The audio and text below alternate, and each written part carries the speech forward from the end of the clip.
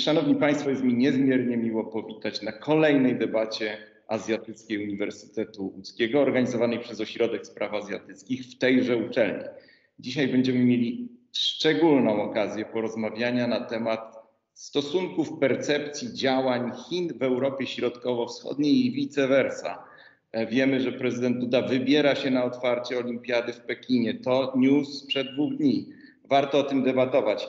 Naszą rozmowę z profesorem Guralczykiem, dr Justyną Szczudlik i doktorem Bartoszem Kowalskim poprowadzi Tomasz Sajewicz, korespondent Polskiego Radia w Pekinie.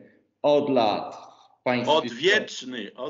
Odwieczny. Odkąd tylko wiemy, Tomasz Sajewicz zawsze nadaje z Pekinu. Polskie Radio Pekin od 2005 relacjonuje to, co się dzieje w państwie środka. Ja z dużą atencją słucham tych sprawozdań, które na falach Polskiego Radia się pojawiają. To krótko, partnerem debaty jest Fundacja Puławskiego, patronat medialny Radio Łódź. Ministerstwo Edukacji i Szkolnictwa finansuje ten projekt. Panie Tomaszu, oddaję panu głos. Bardzo dziękuję panie profesorze, bardzo dziękuję Ośrodkowi Spraw Azjatyckich za zaproszenie i niezmiernie mi miło, że też mogę się z państwem chociaż w ten sposób spotkać, jak pewnie część z państwa na własnej skórze się przekonała, do Chin nie jest łatwo wjechać, z Chin też nie jest łatwo wyjechać w latach pandemicznych. Tak jak profesor Mierzejewski zaznaczył, mamy tak zwany świetny timing. Kilka dni temu pan prezydent Andrzej Duda zapowiedział, że weźmie udział jednak w uroczystości otwarcia zimowych Igrzysk Olimpijskich w Pekinie, a te już za kilkanaście dni. Też 2 dni temu informacja o tym, że Słowenia prawdopodobnie pójdzie w ślady Litwy, otwierając przedstawicielstwo Tajwanu, nie Tajpej, a Tajwanu na Słowenii. Co to będzie oznaczało dla regionu Europy Środkowo-Wschodniej? To na razie oznacza tyle, że oczy chińskie będą w większym stopniu zwrócone na naszą część Europy. Dominik poprosił mnie też, żeby odnieść się ogólnie do moich doświadczeń, więc trochę żartobliwie, a może niekoniecznie. Kiedy mówię, że jestem z Polski, to jak w 2005 roku, tak w 2022 też Polan wciąż jest jednak zbyt mała widoczność naszego kraju. Jeśli chodzi o całą Europę Środkowo-Wschodnią, mam takie wrażenie, graniczące z pewnością, jeśli chodzi o moje doświadczenie przynajmniej, że to, co chińskie władze postrzegało jako monolit, jako region Europy Środkowo-Wschodniej, zawierany w różnych formatach, które jak wiemy niektóre się mają swoje lepsze lub gorsze dni, o tyle Chińczycy jednak nie postrzegają regionu jako całości, a mówią o swoich wizytach w Polsce, na Litwie, w Czechach czy na Węgrzech. Wiemy też, że rozpoznawalność, szczególnie w ostatnich latach, tutaj pan profesor Guralczyk będzie pewnie na ten temat więcej mówił, chociażby rozpoznawalność Węgier ze względu na to ocieplenie w relacjach między Budapesztem a Pekinem powiększyło się niezwykle w porównaniu do tego, co było wcześniej. Raz jeszcze dziękuję Dominikowi Mierzejewskiemu i Ośrodkowi Spraw Azjatyckich, a dzisiaj będziemy rozmawiać w doborowym towarzystwie i naprawdę sam jestem zaintrygowany i cieszę się, że możemy się spotkać i o takim temacie jak percepcja Europy Środkowo-Wschodniej w Chinach w tym gronie porozmawiać. A w jakim gronie? Z nami dzisiaj będzie pani doktor Justyna Szczudlik, Polski Instytut Spraw Międzynarodowych. Pani doktor jest zastępczynią kierowniczki Biura Badań i Analiz, koordynatorką programu Azja i Pacyfik, doktor nauk społecznych w zakresie nauk o polityce. W PISM zajmuje się Chinami, przede wszystkim chińską polityką zagraniczną, relacjami polsko-chińskimi, stosunkami HRL, Europa Środkowa, a także sytuacją w cieśninie tajwańskiej. Drugi z naszych uczestników to pan profesor doktor habilitowany Bogdan Guralczyk, którego przedstawiać nie trzeba, ale jak żadnego z naszych prelegentów dzisiejszych, ale też pozwolę sobie powiedzieć, dyrektor Centrum Europejskiego Uniwersytetu Warszawskiego w kadencji 2016-2020, politolog, sinolog, dyplomata. Przypomnę też państwu, w latach 2003-2008 pan profesor był ambasadorem RP w Królestwie Tajlandii, Republice Filipin i Związku Mianmy. Pan profesor dla w szerszej sferze, dla widzów, słuchaczy, to oczywiście komentator bieżącej polityki nie tylko w Chinach, ale także i na Węgrzech. To autor licznych publikacji, książek, a też Państwu przypomnę, ubiegły rok to duże dzieło pana profesora. Drukiem ukazała się książka Nowy Długi Marsz Chiny ery Xi Jinpinga. Ja tylko jeszcze dodam, że miałem zaszczyt razem z panem profesorem w Polskim Radio 24 prowadzić audycje poświęcone Chinom. Mam też ogromną przyjemność powitać pana doktora Bartosza Kowalskiego, który jest analitykiem w Ośrodku Spraw Azjatyckich Uniwersytetu Łódzkiego, więc niejako jest przedstawicielem gospodarzy w dzisiejszej debacie. W Katedrze Studiów Azjatyckich Wydziału Studiów Międzynarodowych i Politologicznych Uniwersytetu Łódzkiego. W latach 2014-2017 pan doktor uczestniczył w projekcie naukowym Idee i tożsamość w chińskiej polityce zagranicznej. W ramach grantu Narodowego Centrum Nauki prowadził badania w Chińskiej Republice Ludowej i na Tajwanie. Mnie naprawdę przypada fascynująca rola moderowania tej dzisiejszej dyskusji, ale też mniej przyjemna cerbera naszego spotkania, więc mój apel do Państwa o pilnowanie czasu wypowiedzi. Mniej więcej dostaliście Państwo w materiałach przygotowujących do debaty zakres czasowy, w jakim powinniśmy się poruszać. I rozpocznę od takiego nakreślenia od szerokich ram, pytania o szerokich ramach. Jaką rolę w polityce międzynarodowej Chin pełni Europa Środkowo-Wschodnia? Co ten region oznacza dla Chińskiej Republiki Ludowej? Z pytaniem o odpowiedź poproszę najpierw pana profesora Bogdana Góralczyka. Ja myślę, że ten region nie jest Chinom za bardzo znany. Stał się regionem jako takim z ich pomysłu w kwietniu 2012 roku, kiedy ówczesny premier Wen Jiabao ogłosił w Warszawie inicjatywę 16+1. To był pomysł chiński, pierwotnie zwerbalizowany na Węgrzech, ale wprowadzony w życie w Warszawie. Ja słuchałem osobiście ówczesnego wystąpienia Wen Jiabao i pamiętam, że ambasador amerykański ówczesny siedział w pierwszym rzędzie i gwałtownie notował, bo to było wejście smoka Chin. I rozumiem, że intencja powołania tego formatu była jedna, ażeby zapukać do drzwi Unii Europejskiej, a wykorzystać pokomunistyczne doświadczenia obszaru, z wyjątkiem państw poradzieckich. No, państwa bałtyckie potraktowano jako jednak odrębny organizm.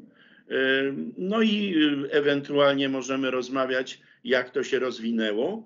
Niewątpliwie znaczenie tego regionu Europy Środkowej i Wschodniej jeszcze bardziej wzrosło za Xi Jinpinga, bo Wen Jiabao ogłosił tę inicjatywę, zanim obecny cesarz doszedł do władzy, i za Xi Jinpinga już po roku jego rządów, jak wiemy, była Belt and Road Initiative, a więc inicjatywa pasa i szlaku. No i szczególnie ten lądowy idzie i przez nasz kraj i powoduje, że zainteresowanie jest większe. Ono nierówno się rozkłada. Myślę, że ono jest szczególnie w Pekinie i gdzieś w Syczuanie, niekoniecznie gdzieś w Heilongjiangu czy w Guangdongu. Oni mają inne zainteresowania. Pamiętajmy, że Chiny to kontynent. No ale ten kontynent akurat za tej kadencji, za tej władzy jest coraz bardziej scentralizowany i jeżeli władza chce, no to może. Natomiast rozpoznawalność, tak jak pan redaktor, a przecież siedzi tam tak długo, doskonale wie, naszego regionu jest znikoma, słaba. Przecież kiedy było rozszerzenie w 2004 roku na Unii Europejskiej, to Polska sama miała terytorium i ludność większą niż 9 pozostałych razem wziąwszy, przyjętych wtedy do Unii. Trzeba mieć tę świadomość i dla Chin jesteśmy tylko, jeśli mogę użyć tego słowa dzisiaj, Ukrainą, obrzeżem Euroazji gdzieś, ale na bardzo ważnym styku z Unią Europejską, z zachodem Europy, a o to tutaj chodziło. I myślę, że mój limit czasowy został w tej rundzie wyczerpany, bo inaczej zaraz Manny Pacquiao i będę leżał na deskach. Dziękuję. Bardzo dziękuję panie profesorze i to samo pytanie do pani doktor Szczudlik, też nawiązując do tego, co pan profesor powiedział, czy rzeczywiście jest tak, że Europa Środkowo-Wschodnia jest skrajem chińskiej polityki zagranicznej? Jak pani to widzi? Dzień dobry Państwu, dziękuję bardzo panu profesorowi Mierzejskiemu za zaproszenie, jest mi ogromnie miło. Odpowiadając na to pytanie, jaką rolę nasz region pełni w chińskiej polityce zagranicznej, mam wrażenie, że my nie mamy dla Chin znaczenia jako osobny, samodzielny region, z którym Chiny chcą układać oddzielne, samodzielne relacje. Nie jesteśmy Niemcami, nie jesteśmy Francją. My jesteśmy przez Chiny, mam takie poczucie, postrzegani jako pewnego rodzaju, użyję takiego maoistowskiego powiedzenia, strefa pośrednia. Leżymy pomiędzy umownym Zachodem i Wschodem i choć część państw z naszego regionu, bo oczywiście możemy się zastanawiać, jak ten region definiujemy, czy to jest tylko 16, wcześniej 17, czy również bierzemy pod uwagę chociażby Ukrainę czy Białoruś, czy część państw z naszego regionu jesteśmy wpięci w te struktury zachodnie, jesteśmy członkiem Unii Europejskiej, jesteśmy członkiem NATO, przeszliśmy transformację ustrojową ku demokracji i gospodarce rynkowej, ale mam wrażenie, że zdaniem Chin nie jesteśmy w pełni z tymi strukturami zintegrowani. W tym sensie nie jesteśmy do końca samodzielni. Zdaniem chińskich analityków, jak prześledzimy, co oni piszą, my podlegamy naciskom dużych państw Europy Zachodniej, Stanów Zjednoczonych, Litwa na przykład, ostatnio przykład, że Litwa gdyby wykonuje w pewnym sensie polecenia Stanów Zjednoczonych. Również sam fakt, jak Chiny tworzyły 16+1 i jak w nim procedowały, świadczy o tym, że nie do końca jesteśmy samodzielni. One w pewnym sensie zdefiniowały ten region, jakoś narzuciły nam ten format. Są to relacje asymetryczne z przewagą oczywiście Chin jako tego agenda setter. Sam fakt, że nie konsultowali z nami chociażby takiego pomysłu, żeby rozszerzyć współpracę Chin i Europy Środkowej na Niemcy, czy współpracę z Niemcami, to był pomysł z 2018 roku, czy jeśli chodzi o Francję z 2021. Więc to jak gdyby pokazuje, jak jesteśmy postrzegani. Jesteśmy nadal jak gdyby gorzej rozwinięci niż Zachód, jesteśmy biedniejsi, jesteśmy mniejszymi, małymi gospodarkami. To jest oczywiście w pewnym sensie spuścizna naszej historii, że byliśmy w obozie socjalistycznym i nadal do pewnego stopnia część naszego regionu, na pewno państwa objęte programem Partnerstwa Wschodniego, jeżeli już tak szerzej spojrzymy na region, są w rosyjskiej strefie wpływów i to jest szczególnie widoczne ostatnio, kiedy mówimy o zacieśnianiu relacji chińsko-rosyjskich. Więc jak gdyby biorąc pod uwagę, już tak zmierzając do końca, żeby nie przedłużać, jesteśmy pewnym regionem, który można w pewnym sensie przeciągnąć na stronę Chin, bo tak wykorzystać państwa, które blisko współpracowały z Chinami po to, żeby realizować cele chińskiej polityki zagranicznej, czyli osłabiania Stanów Zjednoczonych, osłabiania struktur zachodnich, niedopuszczania do współpracy z transatlantyckiej przeciwko Chinom. I ostatnie zdanie. Ostatnio pojawiały się analizy, też wypowiedzi chińskich analityków mówiące o tym, że państwa Europy Środkowej, niektóre, wskazywano na Polskę czy Węgry, mają pewne problemy w Unii Europejskiej, są nie do końca zadowolone z naszej integracji, nie do końca są przekonane, że to nam służy, są kłopoty wewnętrzne i mam wrażenie, że to, że mamy jakieś kłopoty, to, że próbujemy, jak to Chińczycy mówią, wybić się na niepodległość, czy nie podlegać tym naciskom Zachodu, jak to Chińczycy mówią, i osłabiamy w ten sposób Unię Europejską z punktu widzenia Chin, czy słabsza ta Unia Europejska jest, trudno jest współpracować ze Stanami Zjednoczonymi w takiej sytuacji, więc to jest również na korzyść Chin. Bardzo pani dziękuję. Nie sposób się nie zgodzić, chociażby też z dzisiejszych nagłówków. Rozmawiamy 2-3 dni po tym, jak została ogłoszona wizyta pana prezydenta Dudy. Dzisiejsze chińskie nagłówki mówią o tym, że polski prezydent wyłamał się NATO. Dokładnie dobrze Państwo słyszą, wyłamał się tej niejako, to jest chińska percepcja tego, jak organizowany jest świat z chińskiego punktu widzenia, że jego przyjazd oznacza sprzeciw wobec polityki NATO, ma o tym świadczyć, no ale to oczywiście są chińskie media i chińska percepcja i dr Kowalski też poproszę, jak ta rola Pana zdaniem w chińskiej polityce zagranicznej Europy Środkowo-Wschodniej wygląda? Znaczy, nawiązując do wypowiedzi Justyny i Pana komentarza, wydaje mi się, że pewno rola w polityce międzynarodowej jest ważna, ale jest też ważna w polityce wewnętrznej, ponieważ te bijące w oczy nagłówki o tym, że na przykład prezydent Duda wyłamuje się NATO, czy narracja prowadzona w czasie COVID-u, w czasie walki z pandemią, gdzie na nagłówkach Dziennika Ludowego znajdowały się wypowiedzi chwalące chiński model walki z pandemią, padające z ust głównie państw bałkańskich, ale nie tylko. Wydaje mi się, że warto o tym pamiętać. Rzeczywiście polityka międzynarodowa jest ważna, ale w równym stopniu co najmniej polityka wewnętrzna też, ponieważ chyba się wszyscy zgodzimy, że polityka wewnętrzna w Chinach, czy jakby polityka zagraniczna Chin w dużej mierze staje się funkcją polityki wewnętrznej.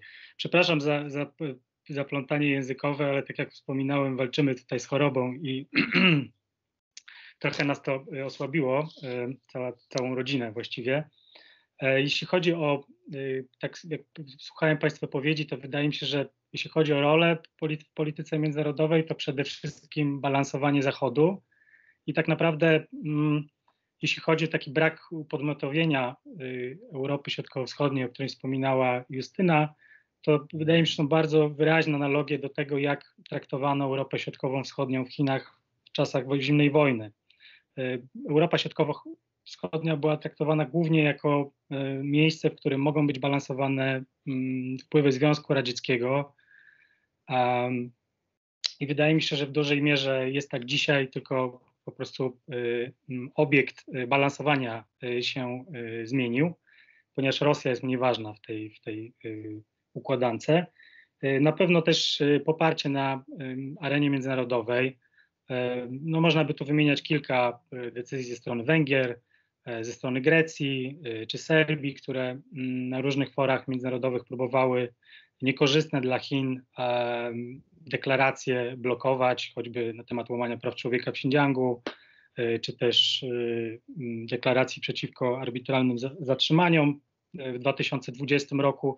Takich przykładów jest kilka i wydaje mi się, że jakby podstawowym celem to jest ta strefa pośrednia, czyli balansowanie Zachodu, szeroko pojętego, bo chodzi o Stany Zjednoczone i Europę Zachodnią.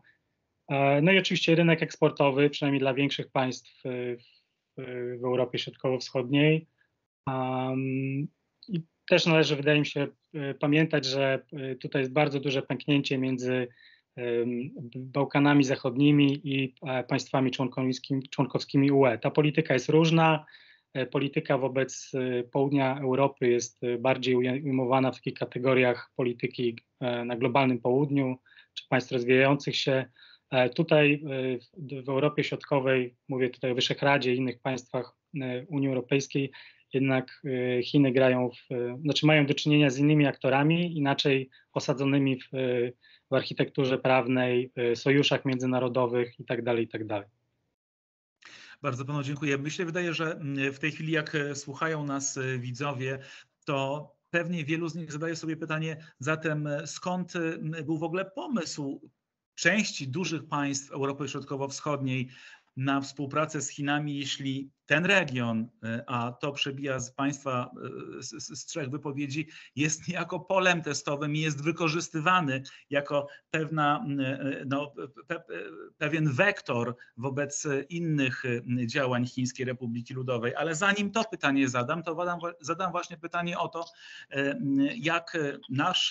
jak relacje Chin z Europą Środkowo-Wschodnią, jak one się mają na tle, czy są częściowo Państwo nawiązali do tego, czy są wektorem polityki prowadzonej przez Chiny z USA, z Rosją, czy też z Unią Europejską. Pierwszą poproszę o odpowiedź panią dr Szczudlik.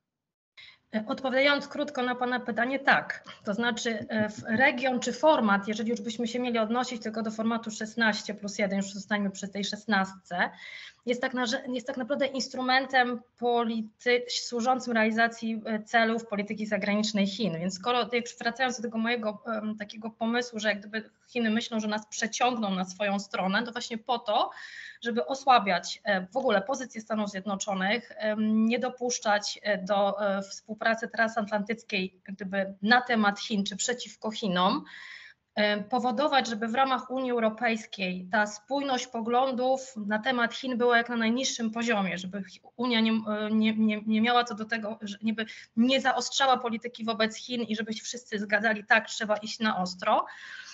I moim zdaniem to jest jak gdyby, podam takie 3 przykłady. Jeśli tutaj patrzymy na te relacje powiedzmy z USA, z Unią Europejską, czy też z Rosją. 3 przykłady takie z życia, z formatu. Pierwszy to jest szczyt Sofii z 2018 roku, kiedy gruchnęła wiadomość na początku, że ten szczyt zostanie odwołany, że będzie robione co 2 lata.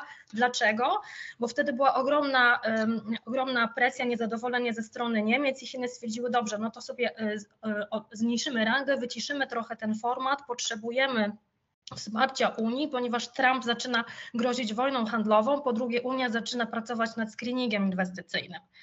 Potem nagle w lipcu jednak ten szczyt się odbył. Dlaczego? Dlatego, że właśnie, żebyśmy mieli, czyli jak gdyby podnieśliśmy jego rangę po to właśnie, żeby mieć i sojuszników w Europie Zachodniej i Wschodniej, żeby ewentualnie screening inwestycyjny nie był za ostry. No i Trump nałożył cła na stali, na aluminium w Unii Europejskiej, no więc Chińczycy wymyślili, no to teraz Unia będzie naszym sojusznikiem, no bo Trump też nam grozi. Inny przykład to jest szczyt z ubiegłego roku, z lutego ubiegłego roku, kiedy nie odbył się w 2020, była pandemia, ale nie odbył się nawet w formie zdalnej. Nagle Chiny w styczniu ogłaszają i presja na nas, na Europę Środkową, organizujemy szczyt po co? Żeby zdyskontować dyplomatyczne zwycięstwo Chin pod koniec 2020, czyli zakończenie negocjacji umowy inwestycyjnej.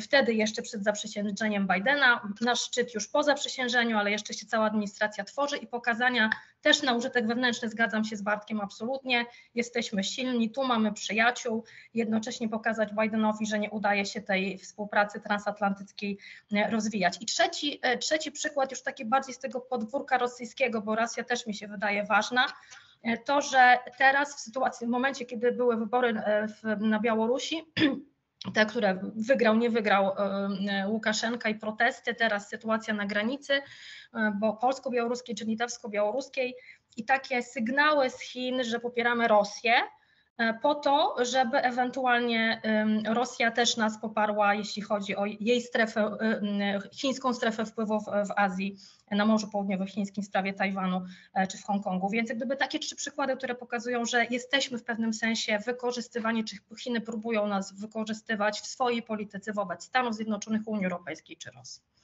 Panie profesorze, profesor Bogdan Guralczyk. Tak, podstawową cechą tych relacji jest asymetria. Mamy drugie supermocarstwo na globie i rozproszkowany nasz region. Kiedy Chiny wchodziły na nasz region, były niepomiernie słabsze, bo rosną bardzo szybko. I w tym kontekście patrzy się na ten region w stosunku do Stanów, do Rosji i szczególnie podczas pandemii w stosunku do najważniejszych stolic europejskich, niekoniecznie Brukseli. Ja jestem samorodkiem w polskiej sinologii, bo chodzę własnymi ścieżkami i często głoszę nieprawomyślne treści, za co zresztą jako ten posłaniec, co złe wieści niesie, próbuje się mi głowę ucinać, jakoś jeszcze tę głowę trzymam. Ale twierdzę, że mimo wszystko Polska może skorzystać na tym, że Chiny tutaj wchodzą, bo one wchodzą na cały kontynent. Wręcz twierdzę, że w całej długiej chińskiej historii nie było czegoś takiego, że były chińskie interesy, żeby do nas wejść. Mamy potencjał intelektualny i zasoby, żeby tę walkę podjąć, ale nie ma takiej wyobraźni i woli politycznej i nie sądzę, że najbliższa wizyta prezydenta coś pod tym względem zmieni. Natomiast, że to jest pole czy przedpole rozgrywki mocarstw, no to w odpowiedzi na chińską inicjatywę 16+1 i Belt and Road Initiative, no mamy z jednej strony Trójmorze, bardzo silnie kiedyś popierane przez administrację Trumpa i zawsze bardzo obserwowane przez Chińczyków, ale jeszcze ciekawsza, nawiązując do tych 3 przykładów przez dr Szczudlik przytoczonych, że w pewnym momencie Chińczycy zrozumieli, że to są państwa zależne głównie od Niemiec i dlatego do tego formatu zrozumieli, że bez Niemiec nic się nie da zrobić w regionie Europy Środkowej i Wschodniej. Trzeba doprosić Niemcy jako obserwatorów. Czyli jesteśmy tutaj nie tyle przed murzem chrześcijaństwa, co przed polem rozgrywki dużych, wielkich mocarstw.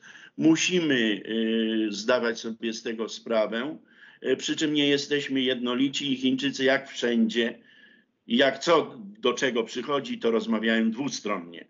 Czy z Budapesztem, czy z Bukaresztem, czy z Warszawą, czy nawet, jak widzieliśmy 3 dni temu bodajże, Wang Yi rozmawiał ze swoim partnerem estońskim. Też chyba rozumiemy, w jakich sprawach.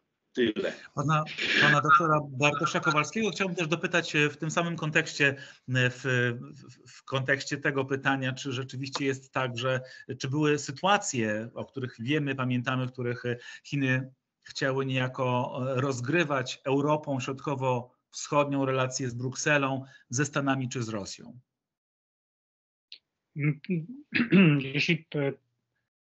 Dziękuję za to pytanie. Wydaje mi się, że tak jak wspomniała tutaj dr Szczudlik, dobrym przykładem jest 2018 rok, gdy nawet w komunikacie po szczycie w Sofii pojawiły się takie stwierdzenia wskazujące, że Chinom zależy na większym wkomponowaniu działań formatu w relacje z Unią Europejską i to był oczywiście ukłon w stronę Niemiec, z którymi zresztą obficie Chiny się konsultowały w tej sprawie. Jeśli chodzi o jakieś przykłady wykorzystania Europy albo też prób wykorzystania, bo oczywiście nie wszystkie musiały być skuteczne, ale rozumiem, że z tego, co Państwo mówicie, widać, że mechanizm też miał być właśnie na tym polegać, że to miała być też pomysł na chiński wpływanie nie tylko w naszym regionie, ale też w naszym regionie wpływanie na politykę w innych częściach globu. Tak, z tym, że wydaje mi się, że jeśli tak daleko sięgać innych części globu, to chyba jedynym państwem, które się wyraźnie opowiedziało za stanowiskiem chińskim w sprawie Morza Południowochińskiego, była Serbia, która dostępu do morza nie posiada. Oczywiście pamiętacie pewnie wszyscy Państwo, jak próbowano też w usta ministra spraw zagranicznych takie poparcie niejako wkleić, polskiego ministra spraw zagranicznych, ale to później zostało zdementowane. Natomiast tak jak wspomniał profesor Guralczyk, wydaje mi się, że sam format jako taki w mniejszym stopniu, natomiast poszczególne państwa, bo oczywiście format służy tylko i wyłącznie jako parasol dla rozwijania relacji dwustronnych i jako taki pewnego impetu do tego procesu nadał. Z pewnością po 2012 roku przez przynajmniej kilka lat, tak naprawdę wydaje mi się, dopóki Donald Trump nie włączył się w rywalizację z Chinami Europy Środkowo-Wschodnią, na takim generalnym poziomie wszystkich państw Europy Środkowo-Wschodniej włączonych w format, tak naprawdę kontrowersje związane z Chinami omijano albo ich nie upubliczniano i to jest na pewno duży zysk płynący, wydaje mi się, jednoznacznie z faktu istnienia tego formatu. Później przyszły też inne czynniki, zmiana warty w niektórych państwach, tak jak na przykład w Czechach, polityka też władz subnarodowych. W ogóle wydaje mi się, że Chiny trochę nie doceniły, jak Europa Środkowo-Wschodnia i jej społeczeństwa zmieniły się przez ostatnie 30 lat. To też wynika z takiej bardzo, wydaje mi się, utrwalonego przeświadczenia, że dużo się nie zmieniliśmy przez te 30 lat, a jest odwrotnie i pokazują to choćby wydarzenia związane z Litwą, czy też potencjalnie ze Słowenią. Panie doktorze, a dlaczego w ogóle powstał w 2012 roku, wszyscy pamiętamy tą konferencję z udziałem ówczesnego premiera Wen Jiabao akurat w Warszawie, ogłaszanie formatu 16+1, później 17+1, teraz już Chińczycy w ogóle nie używają tych cyfr, o tym dlaczego powiemy sobie wcześniej, ale dlaczego ten format w ogóle powstał, Pana zdaniem?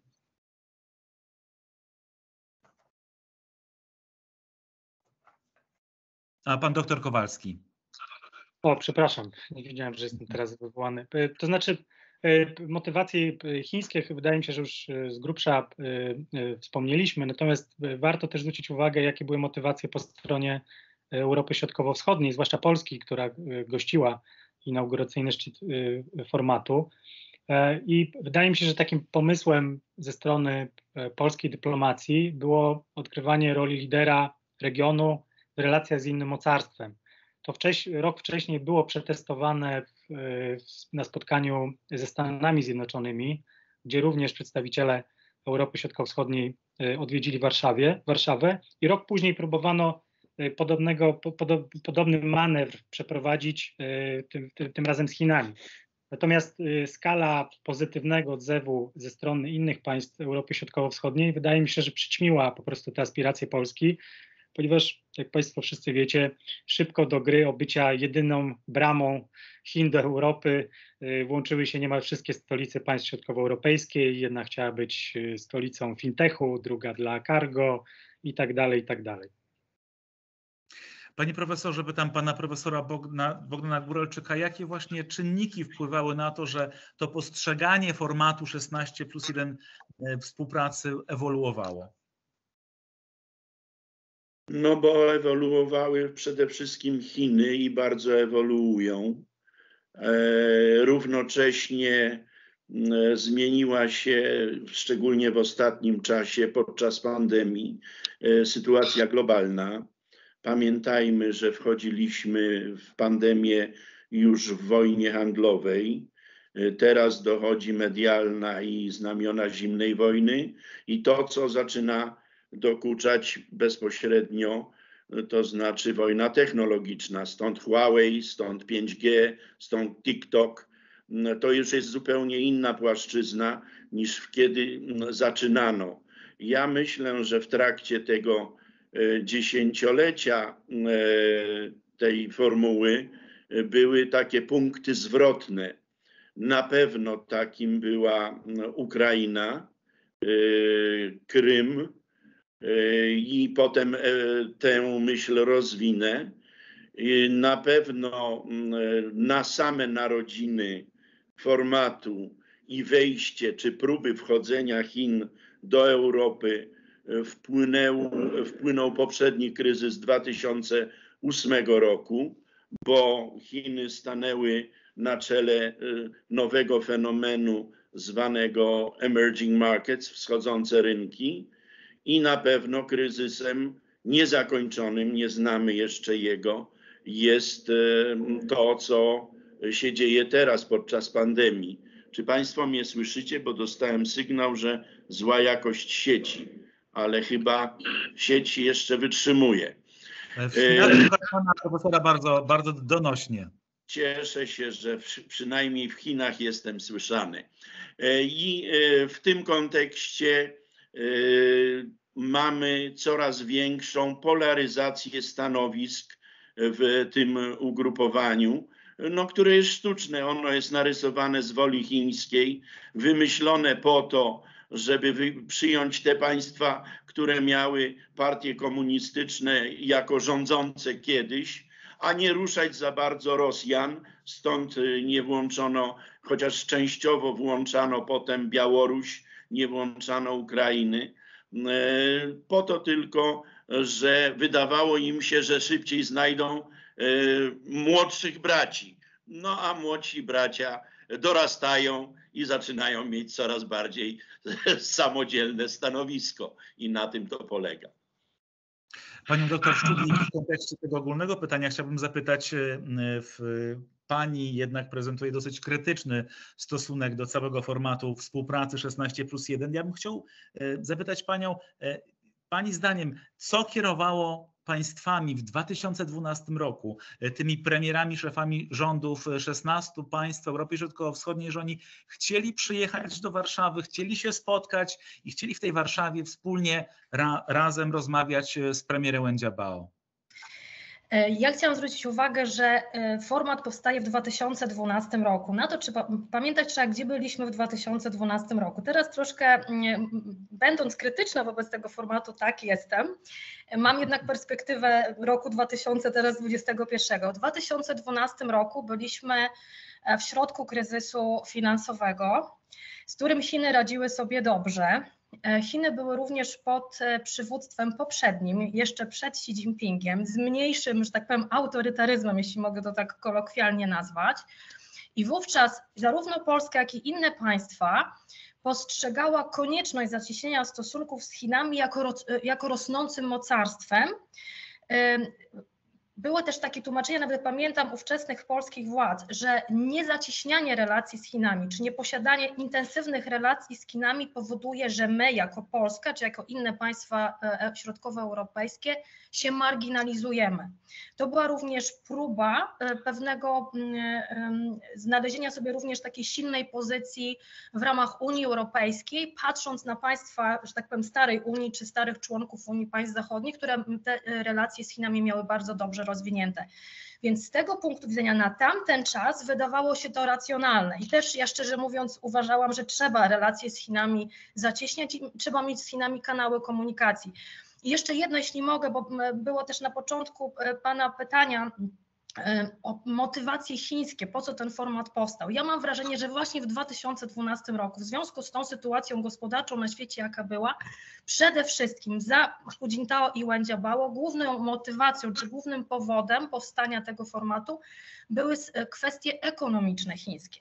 W Europie Zachodniej działo się źle, Chinom spadał eksport, Chiny musiały zmieniać swój model gospodarczy na konsumpcję większą, ale jednocześnie musiały się zabezpieczać eksportem, miały coraz większe nadwyżki mocy wytwórczych i musiały gdzieś to spożytkować. Nam się w miarę dobrze działo, w sensie Europie Środkowej byliśmy, użyjmy tego stwierdzenia, zieloną wyspą, a jednocześnie słabiej rozwinięci z potrzebami poprawy sytuacji infrastrukturalnej, więc jak gdyby dla Chin byliśmy atrakcyjni. Potem jeszcze oczywiście, jak już Xi Jinping ogłosił pas i szlak, no to wiadomo jako pewien obszar tranzytowy, więc też można tutaj było upgrade'ować, mówiąc nie po polsku, naszą infrastrukturę. Potem jak gdyby dopiero już od Xi Jinpinga, mam wrażenie, zaczęły się pojawiać, być bardziej widoczne te cele o charakterze polityczno-dyplomatyczno-normatywnym, bym tak powiedziała, ale zaczynaliśmy, mam wrażenie, od tych ekonomicznych i z tego punktu widzenia, powiedzmy, te relacje były bezpieczne, jeśli patrzymy na to z punktu widzenia Europy Środkowej.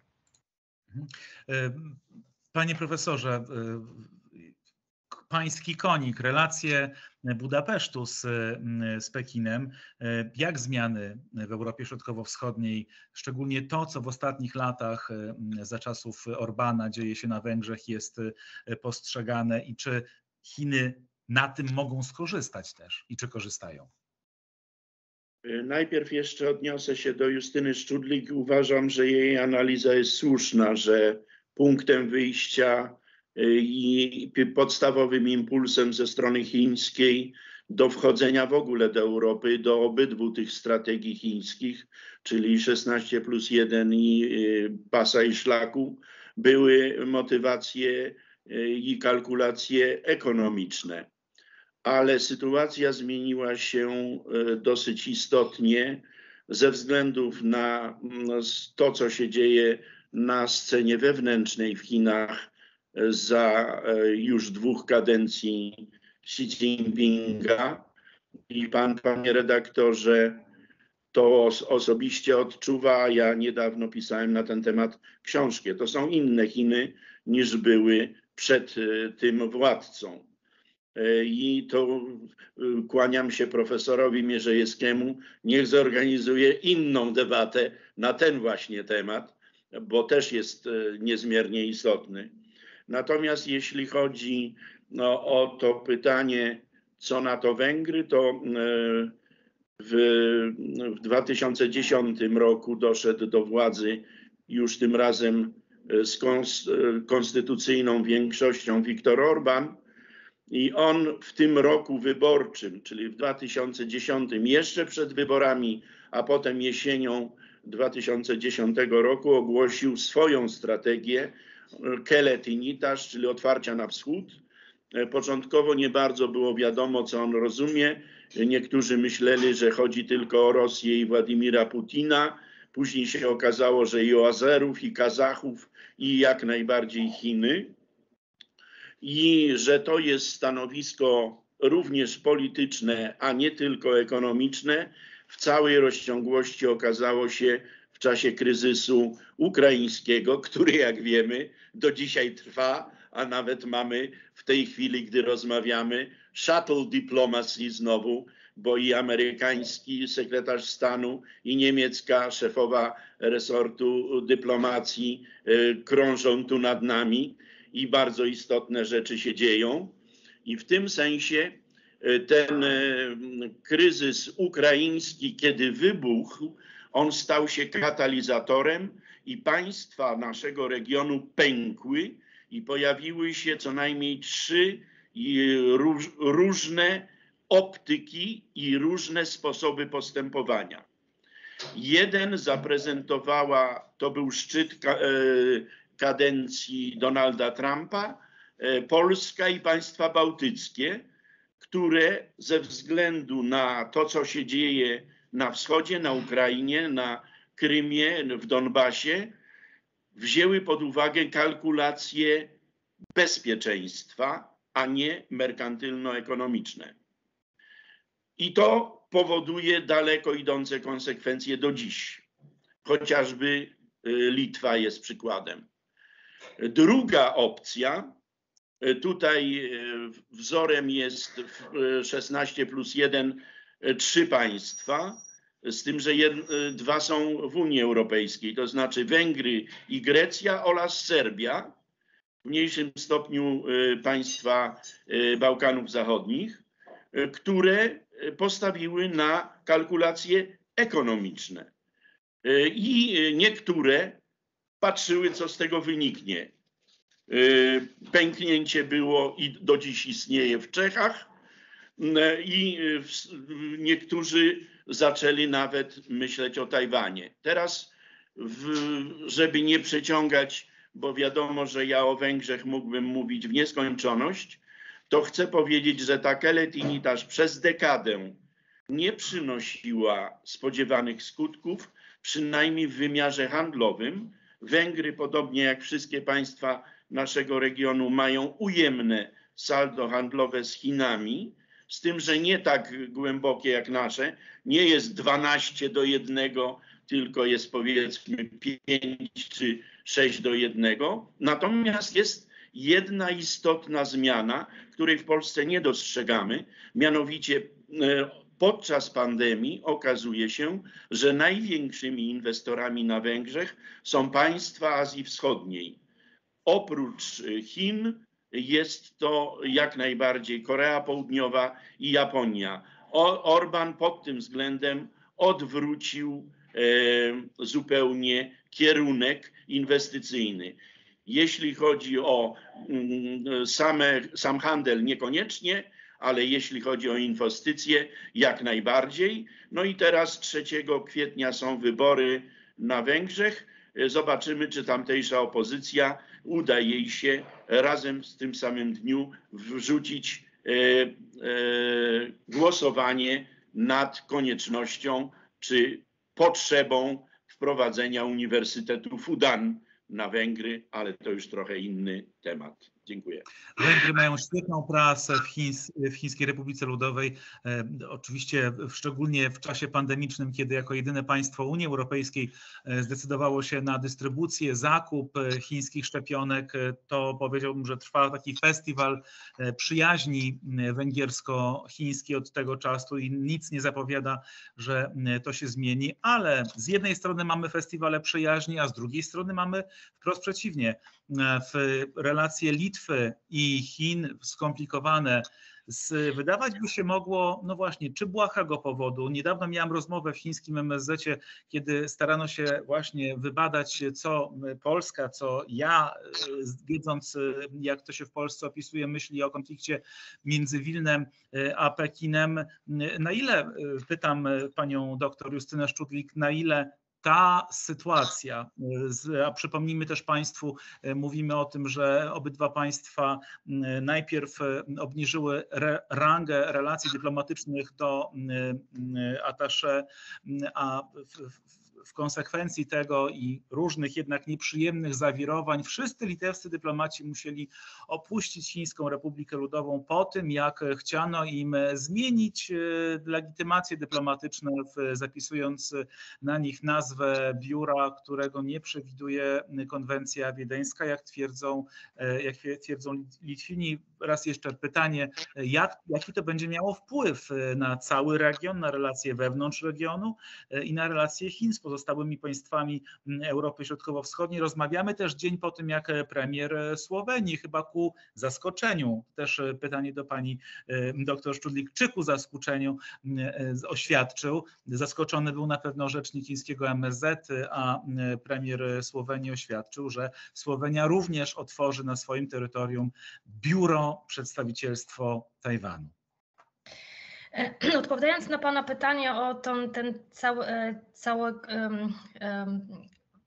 problemy w relacjach, nazwijmy to, chińsko-litewskich, chciałam na początku zwrócić uwagę na taki paradoks trochę, patrząc z punktu widzenia Brukseli czy Europy Zachodniej, która bardzo zarzucała nam jako regionowi czy państwom Europy Środkowej to, że jesteśmy w formacie 16+1.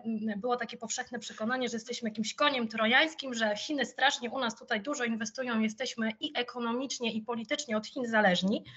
I teraz mam wrażenie, że to, co się dzieje z Litwą, ale też nie tylko z Litwą, bo Litwa to jest jak gdyby, bo Litwa no to nie tylko jak gdyby kwestie chińskie, ale właśnie tajwańskie. I to, że w czasie 2021 roku także inne państwa Europy Środkowej zaczęły dość widocznie poprawiać swoje relacje z Tajwanem, myślę o Czechach, Słowacji, Estonii, no też Litwie, teraz pan wspomniał o Słowenii. Jak gdyby to trochę ta wajcha się przesunęła. Nagle się okazało, że my jesteśmy na takiej pierwszej linii frontu walki z Chinami, że nie jesteśmy nagle od tych Chin uzależnieni, tylko jesteśmy jak gdyby bardziej antychińscy niż by się mogło wydawać. Więc to jest taki pewien paradoks i to też jak gdyby odpowiedź na to, jak źle, czy też Bruksela źle oceniała znaczenie formatu 16+1 i tego, jak te Chiny u nas tutaj w regionie funkcjonują.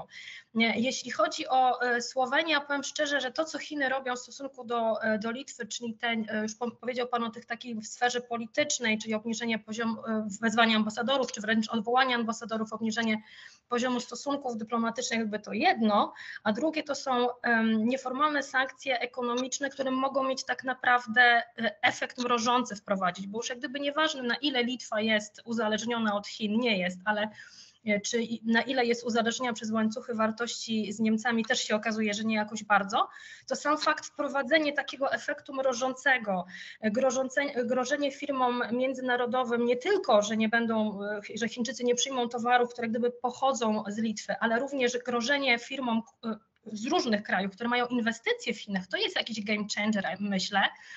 Więc Słowenia, przyznam się szczerze, że mnie zaskoczyła, bo miałam wrażenie, że to będzie właśnie raczej efekt mrożący, że faktycznie na pewno wzrośnie nieufność do Chin, ale że nie będzie to jednak tak ostentacyjnie wyrażane przez państwa Europy Środkowej. Jeszcze odwołując się też, pan wspomniał o Unii Europejskiej, jaka może być reakcja. Na pewno państwa Unii Europejskiej, na pewno państwa Europy Zachodniej nie zrezygnują ze współpracy z Chinami. Nie mamy o czym rozmawiać, znaczy nie ma co na to liczyć przez właśnie uzależnienie chociażby gospodarcze. Natomiast wydaje mi się, że mimo wszystko, jakby na to nie patrzeć, obecny kryzys w relacjach chińsko-litewskich, to co Chiny robią, w jakiś sensie tą Unię jednoczy. Niemcy po wahaniach i naciskach swojego biznesu wyraziły solidarność z Litwą. Mamy też w wypowiedzi Ursuli von der Leyen, Borrella, Dombrovskisa, więc wydaje mi się, że Francja też mówi, że będzie przyspieszać proces legislacyjny tego instrumentu przeciwko wymuszeniom, więc wydaje mi się, że przynajmniej na obecnym etapie jest jakaś forma solidarności i to, co Unia może zrobić w tych instrumentach, które ma, to robi. Natomiast wydaje się, że powinniśmy się ewentualnie spodziewać jeszcze bardziej niewyobrażalnych na razie z naszego punktu widzenia możliwych retorsji ze strony Chin.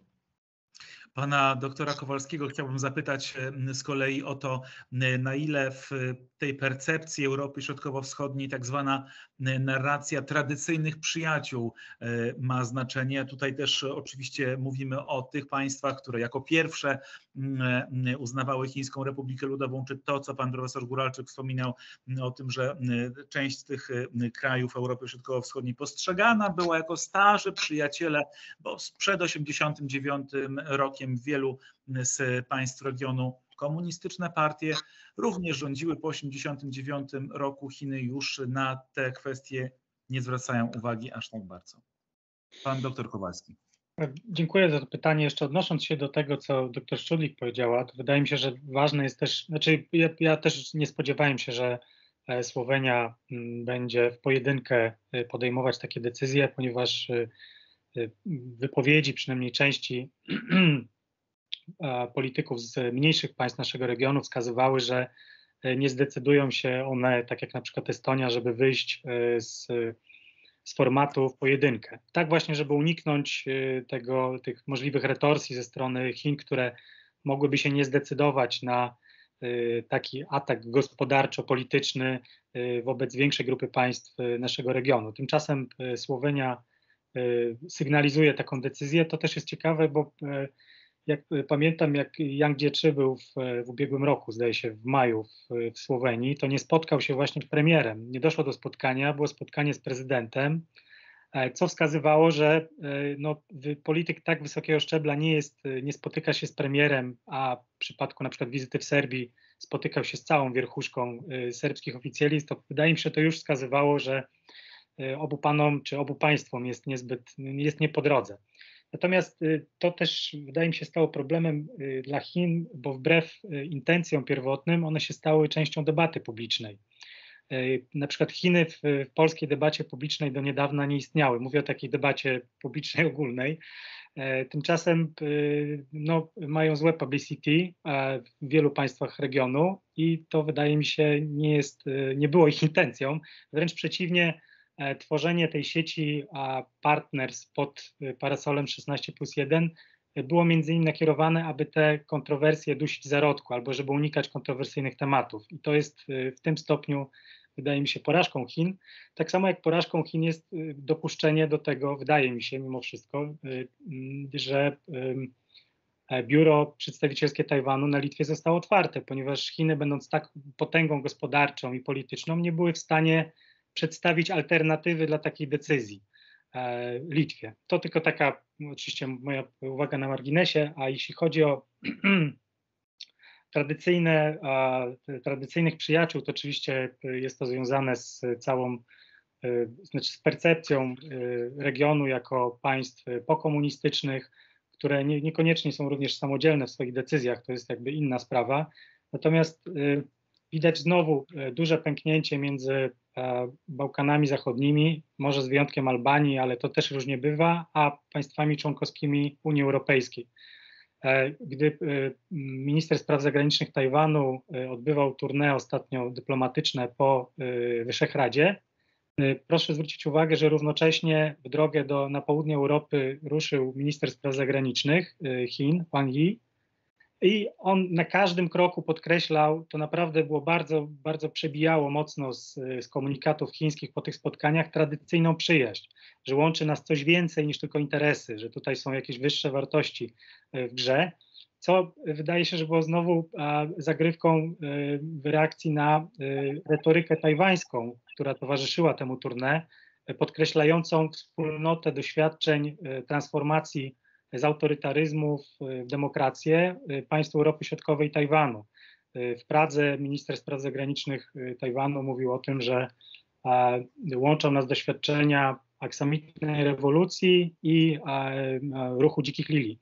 i tak dalej, i tak dalej. Także wydaje mi się, że te kwestie tożsamościowe są ważne nadal, natomiast o wiele bardziej w państwach Bałkanów Zachodnich, a nie koniecznie, chociaż one się oczywiście pojawiają niemalże przy każdym komunikacie, niekoniecznie w przypadku członków formatu wywodzących się z Unii Europejskiej.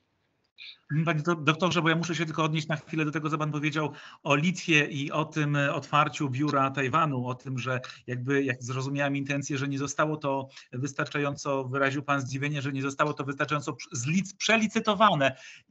Czy my zawsze musimy w kontekście relacji Europy Środkowo-Wschodniej, państw Europy Środkowo-Wschodniej z Chinami mówić o licytacjach? Czy to nie jest coś, co państwu w głowie świta, że ja mam takie wrażenie jako dziennikarz, że teraz Chiny mówią o tym, że Litwa obrała antychiński kierunek, bo na pewno to jest kwestia tego, że Ameryka sypnęła kiesą, ale czy też nie ma jakichś takich oczekiwań, przynajmniej wcześniej, czy nie było, dotyczących relacji z Chinami, że to też miało być coś za coś?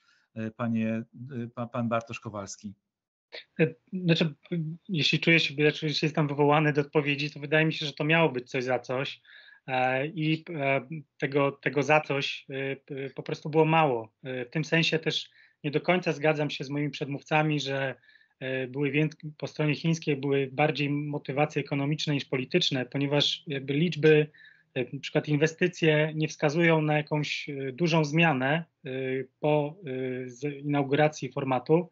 Dość powiedzieć, że największą inwestycją na Węgrzech, czyli przejęcie konglomeratu Borsod-Chem, panie profesorze, proszę mnie poprawić, jeśli źle wymawiam tą nazwę, przez konglomerat Wanhua nastąpiło jeszcze zanim premier Orbán doszedł do władzy. Także to było reklamowane jako efekt otwarcia wschodniego, a tak naprawdę nie było. I takich przykładów wydaje mi się, że jest więcej. I tutaj oczywiście doceniając demokratyczne motywacje państw Europy Środkowo-Wschodniej, przy nawiązywaniu czy przy ocieplaniu relacji z Tajwanem, wydaje mi się, że jednocześnie bardzo dobrze widać, że też jest postrzegany jako źródło na przykład zastrzyku technologicznego, źródło inwestycji, czyli po prostu pragmatyczne przesłanki. Oczywiście kwestia porozumienia państw demokratycznych i tak dalej jest ważna, natomiast to nie przeszkadza najwidoczniej w jednoczesnej próbie dogrywania interesów i po prostu, nie wiem, pozyskiwaniu inwestycji, które mają służyć dźwignięciu się Europy Środkowej właśnie z takiego koła historii, z tego bycia przedmiotem, a nie podmiotem, posiadania technologii, które pozwolą dźwignąć nasze gospodarki na poziom wyższy niż jest to obecnie i tak dalej, i tak dalej. Ja jeszcze tylko z prywatnego podwórka, jeśli chodzi o właśnie postrzeganie Europy Środkowej przez Chiny, to wydaje mi się, że tutaj liczby studentów są bardzo wiele mówiące z Chin.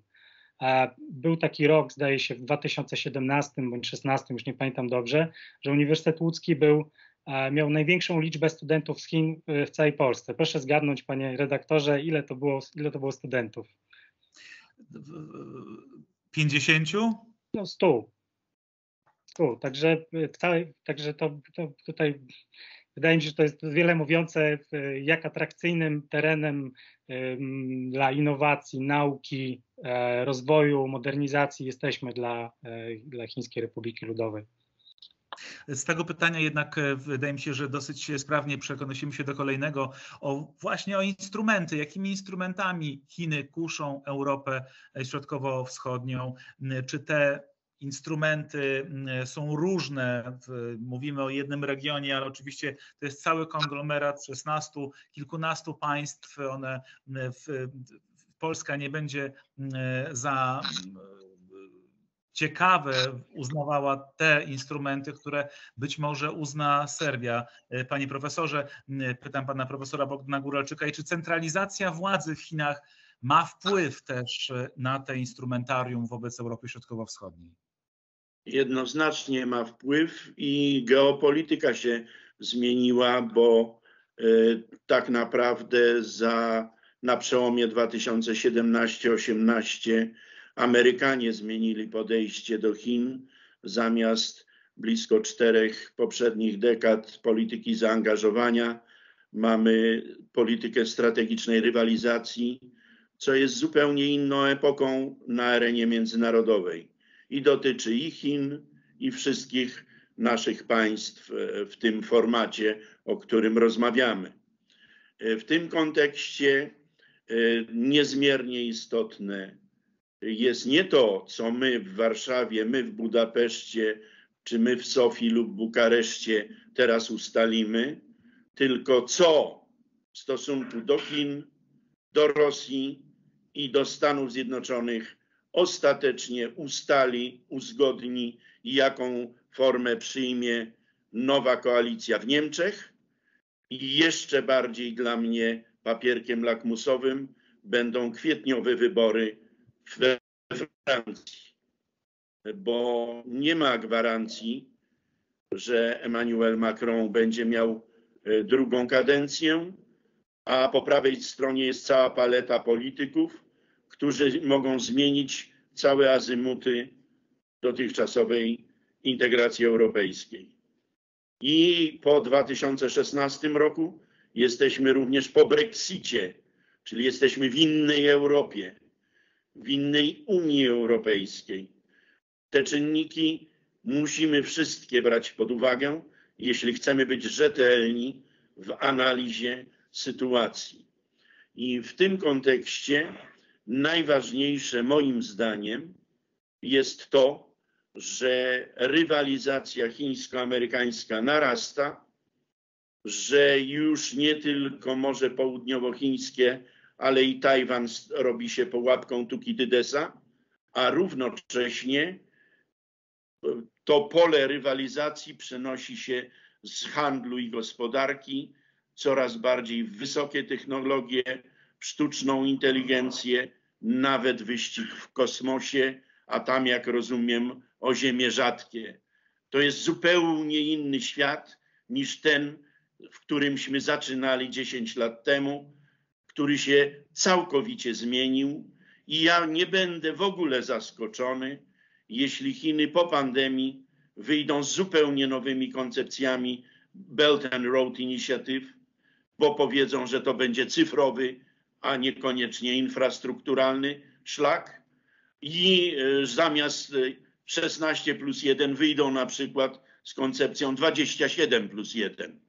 O ile jeszcze będzie 27 państw członkowskich Unii Europejskiej, bo mówię, że ja będę chętnie rozmawiał o przyszłości integracji europejskiej od lata tego roku, dlatego że wybory we Francji traktuję co najmniej za tak ważny papierek lakmusowy, jak kwestia panu redaktorowi skądinąd bliska Huawei, jako papierek lakmusowy naszych intencji względem Chin. Co zrobią Niemcy z Huawei?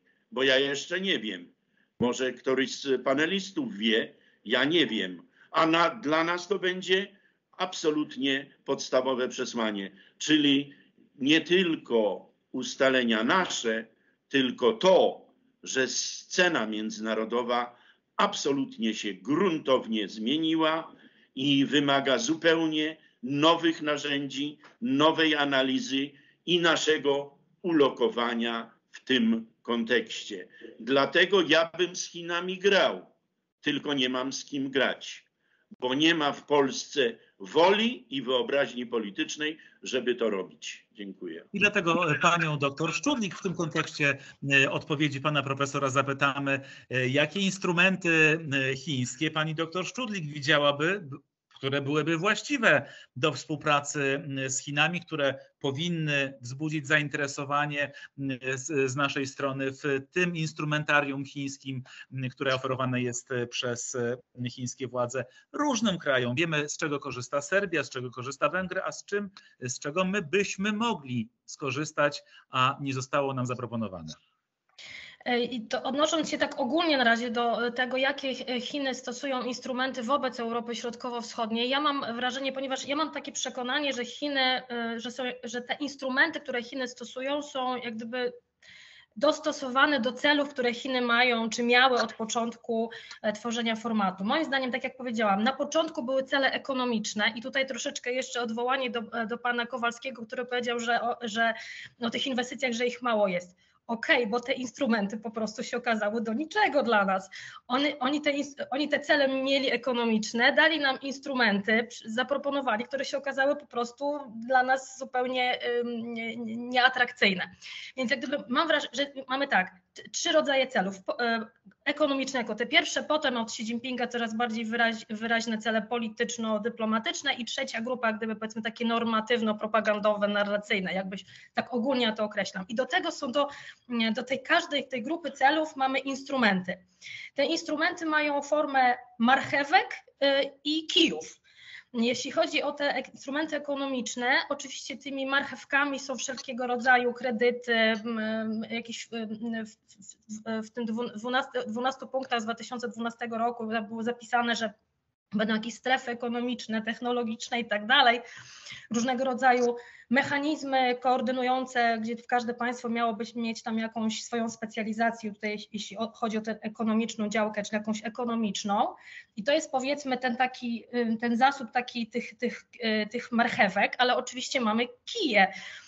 I te kije najlepiej widać teraz, jeśli chodzi o Litwę, czyli mamy nieformalne sankcje, niewpuszczanie eksportu z Litwy, grożenie międzynarodowym korporacjom działającym na Litwie. Więc z jednej strony mamy kije i marchewki. Te marchewki powiedzmy sobie były takie ogólne, to znaczy Chińczycy wymyślili, że mamy kredyt i damy wszystkim 16 państwom. Mi się bardzo zdziwiły, że państwa Unii Europejskiej tych kredytów nie chcą brać, bo one są droższe niż fundusze unijne, no i bez sensu się w Chinach zadłużać i jak gdyby one nie były skuteczne, więc jak gdyby Chiny stosują jakieś ogólne, przynajmniej na początku stosowały instrumenty do wszystkich państw, teraz mam wrażenie, że jakoś je różnicują. Wracając do co pan profesor Góralczyk powiedział o technologiach, powiedzmy bardzo chętnie technologię przyjmuje Serbia, jak rozumiem, nie ma z tym żadnych problemów i kamery jakieś chińskie, cała ta inwigilacja na chińskim sprzęcie działa dobrze. Jeśli chodzi o tą drugą grupę, czyli te polityczno, nazwijmy to dyplomatyczne, to mamy te wszystkie szczyty, prawda, też jako te takie marchewki, szczyty, dowartościowujemy partnerów z Europy Środkowej, premierzy się spotykają z premierem Chin, jak gdyby to działa w dwie strony, Chiny pokazują swoim obywatelom, my jesteśmy tutaj ważni, przyjeżdżają do nas przywódcy, bądź robimy szczyt w państwach Europy Środkowej, więc pokazujemy, przyjeżdża premier, u nas jest szczyt. Wszelkiego rodzaju spotkania niższego szczebla, podnoszenie poziomu relacji do strategicznych partnerstw, czy tam tych comprehensive strategic partnership, ale też, i to też jest w pewnym sensie jakoś można powiedzieć marchewka, docieranie do pewnych polityków, ale nie tylko rządzących, ale również do opozycji, żeby mieć jakieś dobre z nimi relacje. Ja czytałam taki wywiad, jakiś Czech Łasin był w Czechach, że tam jeden z jakichś tam menedżerów Łasin mówił, że my musimy mieć dobre relacje i z opozycją, i z partią rządzącą, bo jak się zmieni władza, no to już będziemy mieć dobre relacje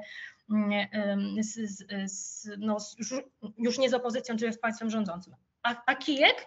Proszę bardzo, odwołujemy ambasadora z Litwy, obniżamy poziom relacji, muszą wyjechać dyplomaci. Podobnie na tym szczeblu propagandowym, narracyjnej, czyli narzucamy pewną narrację. Chiny stworzyły nagle region Europa Środkowa, który się składa z 16 państw. Nigdy z naszej perspektywy takiego regionu nie było i myśmy jakoś to przejęli, no bo tak Chinom to pasuje. Chiny w ten sposób pokazują, jesteśmy agenda setter, tak?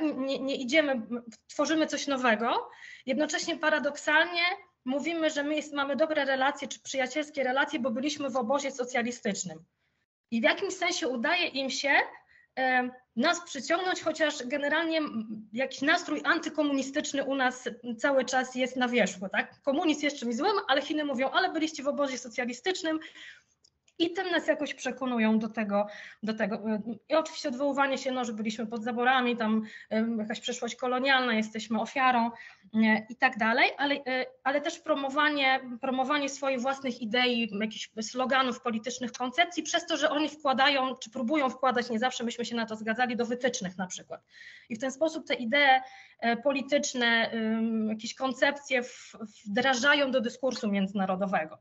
Więc to są te narzędzia, też dyplomacja maseczkowa czy dyplomacja szczepionkowa, też na takiej zasadzie trochę promujemy swój model. Widzicie, państwa demokratyczne sobie nie radzą, Unia Europejska jako demokratyczne państwa sobie nie radzą, my sobie radzimy, możemy wam dać te szczepionki i tak dalej. Więc to są takiego rodzaju narzędzia. One kiedyś były bardziej stosowane jak gdyby wszystkie naraz wszędzie. Teraz mam wrażenie, że one są w różny sposób stosowane. I jak gdyby dla państw, które są no powiedzmy bardziej ostentacyjnie antychińskie czy protajwańskie, powiedzmy więcej z tych kijków, natomiast do państw, które są powiedzmy ostrożniejsze do Chin, ale nie tak ostentacyjnie, no to powiedzmy stosujemy więcej tych marchewek. Więc mam wrażenie, że jeśli chodzi o to instrumentarium, tak to mniej więcej wygląda. Panie Bartoszu, pan doktor Kowalski, marchewki dla Polski? Ja się z wielką uwagą teraz przysłuchiwałem tym wielu informacjom, które pani doktor wygłosiła. Po prostu postaram mi się podpisać pod chyba większością z nich. Posypuję również głowę popiołem, jeśli chodzi o te motywacje ekonomiczne. Rzeczywiście wydaje się, że było tak, że po prostu mechanizmy, które zostały zaproponowane, nie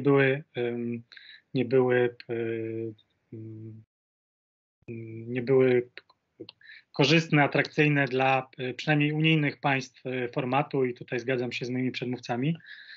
Wydaje mi się, że jeśli chodzi o te, jakie mają marchewki dla Polski obecnie, no nie wiem, chyba 5G, które jest nierozstrzygnięte i tak jak pan profesor Gularczyk stwierdził, wydaje się, że wszystkie oczy są zwrócone na Niemcy, jak one zdecydują w końcu, bo też dość mocno kluczą w tej sprawie.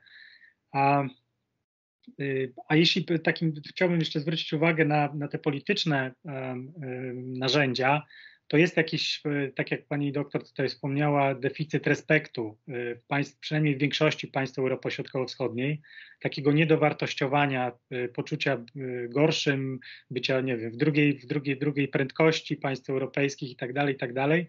I to w komunikatach chińskich bardzo mocno przebrzmiewa. Zwróćcie państwo uwagę, jak minister Rao był w ubiegłym roku, to chyba było w Guangzhou, prawda, bo nie w Pekinie. Tak, to było w Guangzhou. Tak, i później potem pojawiły się w komunikatach słowa o tym, że Polska jest największym krajem Europy Środkowo-Wschodniej.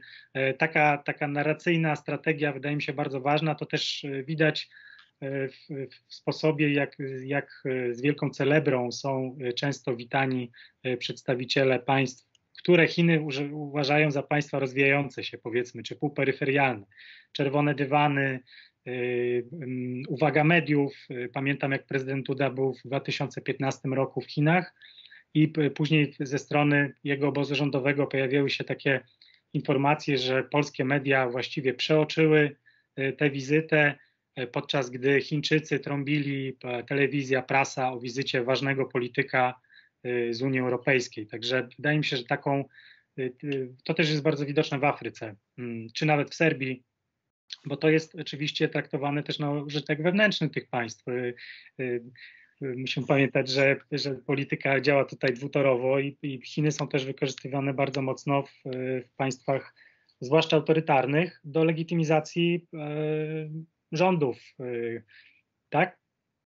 Panie doktorze, właśnie chcę dopytać się, w jaki sposób Chiny definiują swoich strategicznych partnerów. Przecież Polska jest strategicznym partnerem Chin, ale też strategicznym partnerem Chin są Węgry czy też Serbia. Co definiuje, co sprawia, że jedne państwa wznoszą się w tej hierarchii chińskiej, dodajmy też, wytłumaczmy, na czym ona polega, strategicznego partnerstwa i jakie to ma realne skutki dla czegokolwiek. Wydaje mi się, że zwłaszcza ważna jest taka zbitka całościowe, partnerstwo strategiczne, bo partnerstw strategicznych jest dużo, natomiast całościowe obejmuje więcej kwestii.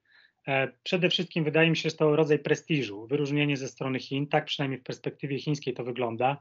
Zwróćcie państwo uwagę, że po grudniowych rozmowach Xi Jinpinga z Władimirem Putinem w komunikacie chińskim pojawiła się informacja, że partnerstwo strategiczne między Chinami i Rosją jest największym dobrem publicznym na świecie, bo przeciwdziała hegemonicznym zachowaniom na arenie międzynarodowej. Także wydaje mi się, że ten polityczny wątek jest bardzo ważny, ale to też służy jakby służy stworzeniu takiej bazy pod rozwój relacji politycznych i gospodarczych. Jeśli chodzi o relacje polityczne, to już dużo o tym mówiliśmy, gospodarcze też, natomiast wydaje mi się, że ważnym wątkiem w tym elemencie strategicznym jest też kwestia na przykład broni, współpracy, nie tylko broni, ale współpracy w szeroko pojętej dziedzinie bezpieczeństwa. Serbia jest bardzo dobrym przykładem, wydaje mi się, tego, jak mocno te państwa współpracują w zakresie bezpieczeństwa wewnętrznego, ale również słynne drony wojskowe i jakiś tam przepływ technologii ze strony Chin do Serbii jest zauważalny. Wydaje mi się, że tę strategiczność to pokazuje. Natomiast lektura już partnerstw strategicznych w Unii Europejskiej, mówię tutaj najpierw o Węgrzech, Polsce i Czechach, pokazuje też, to jest trochę taki rodzaj podsumowania stanu relacji i sygnałów na przyszłość. I w tym sensie z Węgrami to partnerstwo strategiczne było najbardziej rozwinięte w Unii Europejskiej. Mówiono nawet o wsparciu Węgier dla dzieła Wielkiego Odrodzenia narodu chińskiego, czyli takiej naczelnej agendy Xi Jinpinga, co wydaje się, że też poniekąd można szukać jakiejś analogii z planami Viktora Orbana do odbudowy Imperium Węgierskiego w Europie Środkowej. Czeskie partnerstwo było bardzo oszczędne w tym zakresie, co też wydaje mi się dobrze odzwierciedla ówczesny stan relacji, jak i obecny. Nic raczej się nie posunęło. Natomiast w Serbii było bardzo dużo już stwierdzeń takich politycznych, że na przykład Tajwan ma administrację, że jest tylko administracją tego kraju, czyli jakby pozbawianie podmiotowości państwowej, otwarte. Wsparcie dla Morza Południowochińskiego, czyli takie bardzo konkretne stwierdzenia. Wydaje mi się, że jeszcze nawiązując do Grecji, bo ona była na końcu tej układanki, też Chińczycy nauczyli się, że te partnerstwa należy konkretyzować i już w treści tego partnerstwa strategicznego z Grecją było wiele konkretniejszych ustaleń. Współpraca edukacyjna, otwarcie Instytutu Konfucjusza, o ile pamiętam, i tak dalej. Także widać, że Chiny też się trochę nauczyły, że muszą bardziej precyzyjnie określać to, co mogą też dać swoim partnerom, bo duża doza ogólności nie pozwala na konkretne działania. Natomiast generalnie rzecz ujmując, to oczywiście to jest inna filozofia polityki międzynarodowej niż na przykład Stanów Zjednoczonych, bo partnerstwa mają być czymś innym niż sojusze. Mają nie umożliwiać współpracy z państwami trzecimi. I w tym sensie widzimy państwa, które próbują grać czy mieć dobre relacje i z Chinami, i ze Stanami Zjednoczonymi, a z drugiej strony to też pokazuje jakby stan tych relacji po 5 czy 6 latach, że z tej strategiczności i partnerstwa dużo nie zostało. Natomiast był taki moment, że Chiny próbowały tak prestiżowo podbić znaczenie swoich partnerów. I ostatnia uwaga na temat centralizacji polityki, o której pan redaktor wspomniał, to wydaje mi się, że też jest bardzo ciekawym przykładem rozwój relacji czesko-chińskich, ponieważ ten skompromitowany konglomerat CFC, o którym wspominała Justyna, został przejęty przez konglomerat państwowy, a wraz z tym przejęciem nastąpiło przejęcie też wpływów politycznych, czyli osób związanych z prowadzeniem CFC do Czech, czyli na przykład były minister obrony czeski zachował swoją pozycję w Radzie Nadzorczej. Ja wiem, że teraz CITIC coraz bardziej daje sygnały, że chce wycofywać swoje inwestycje z Czech, natomiast jeśli chodzi o centralizację tych guansi, nazwijmy to tak po macoszemu, to ewidentnie ten przykład wydaje mi się dobrze to ilustruje. Zdigitalizowany autorytaryzm, czyli to, z czym mamy do czynienia w Chinach w ciągu ostatnich lat. Wydaje mi się, że czasy pandemiczne, ostatnie 2 lata szczególnie szybko ten zdigitalizowany autorytaryzm w Chinach posunęły naprzód. Czy to jest coś, co będzie w jakiś sposób przyciągające dla być może niektórych państw w Europie Środkowo-Wschodniej? Czy to jest coś, co warto obserwować, jaki to będzie miało wpływ na nasz region? Pytam dr Szczudlik. To, jaki to będzie miał wpływ na nasz region, to zależy od nas, czy my sobie po prostu pozwolimy na przyjęcie od Chin tych technologii, które Chiny nam oferują, ponieważ oczywiście takiego rodzaju technologie, które oferują Chiny w ramach tak zwanego zdigitalizowanego autorytaryzmu, czyli pewnego rodzaju technologii pozwalających na nadzór, cenzurę, manipulację, nie wiem, wyłączanie internetu, jakieś uderzanie w jakieś konkretne osoby, jak gdyby to nie tylko Chiny, czy jako państwo demokratyczne posiadają. Państwa demokratyczne też taki sprzęt, że tak powiem, udostępniają, który oczywiście jest najprawdopodobniej przez firmy prywatne produkowany, jest jakaś kontrola sądowa. Natomiast w przypadku Chin trzeba mieć zawsze na uwadze, że firmy, które je oferują, są tak naprawdę pasami transmisyjnymi państwa. Więc jeżeli sobie pozwolimy na przyjęcie technologii chińskich, oznacza to, że prawdopodobnie, przynajmniej jest możliwość, żeby państwo chińskie miało do tych danych, które pozyska się na przykład nie wiem, w Polsce czy w innym państwie, czy w Serbii, jeżeli już takie technologie są, że państwo chińskie będzie mogło pozyskiwać. A co jeszcze ciekawe, mam wrażenie, że teraz ponieważ Chiny budują w pewnym sensie taki alternatywny, czy chcą budować alternatywny porządek międzynarodowy, który jest złożony z państw nieliberalnych i będzie taki pewien dualizm między takim blokiem liberalnym i nieliberalnym. W tym nieliberalnym jest Rosja. Coraz bardziej Chiny współpracują z Rosją, więc to, co Chiny pozyskają, równie dobrze może trafić do Rosji. Tak? Ja przynajmniej się takich rzeczy obawiam, więc w tym sensie byłabym bardzo ostrożna, jeśli chodzi o przyjmowanie chociażby technologii 5G. Oczywiście Chiny tłumaczą, przynajmniej, że to jest właśnie dobro publiczne, to jest kolejne dobro publiczne. Szczepionki są dobrem publicznym, 5G też jest dobrem publicznym, 5G w sensie to Huawei'owe 5G, ponieważ ono jest wysokiej jakości i jest tanie, więc oferuje państwom słabiej rozwiniętym jako pewien wkład w rozwój tych państw, żebyśmy nadgonili ewentualnie tak te państwa lepiej rozwinięte. I co jeszcze ciekawe, mam właśnie wrażenie, że ta dyskusja na temat tych technologii, które Chiny mogą eksportować, czy proponować, sprzedawać, ofiarowywać, jak zwał, tak zwał, to jest taki też sposób promowania tych chińskich takich norm i standardów jako pewnych skuteczniejszych, bardziej zobiektywizowanych.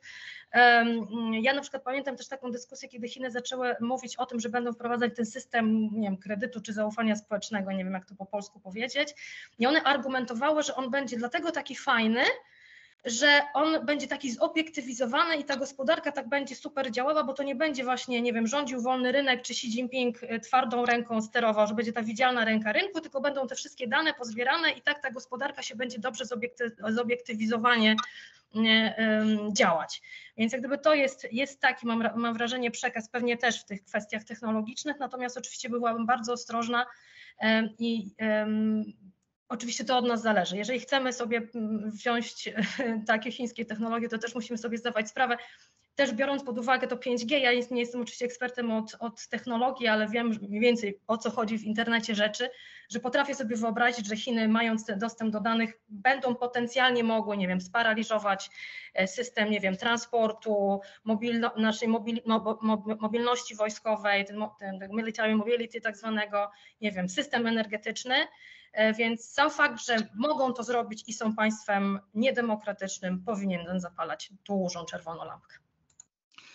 Panie profesorze, a czy w Chinach są w ogóle elity, grupy interesu, szczególnie te mające realny wpływ na kreowanie chińskiej polityki, które są zainteresowane regionem Europy Środkowo-Wschodniej?